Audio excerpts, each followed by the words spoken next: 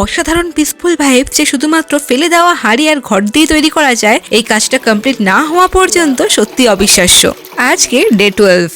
High, আমি সারদাময় আর আমি challenge নিয়েছি আমাদের বাড়ির ঈশান কর্নারে জঞ্জালময় জায়গাটাকে পরিষ্কার করে একটা ডিআইওয়াই জেন কর্নারে ট্রান্সফর্ম করার। আগের দিন চারিদিকে লাইটগুলো লাগিয়ে নেওয়া হয়েছে আর আজকে চলছিল সেই লাইটের টেস্টিং। এরপরে মিডিলের জায়গাটায় পুরো জল ভর্তি করে নেওয়া হচ্ছে আর এটা থেকে একটা সুন্দর ভাইবস আনার জন্য আমি জলের মধ্যে কিছু ফ্রেশ পাতা আর ফুল দিয়ে দিয়েছি।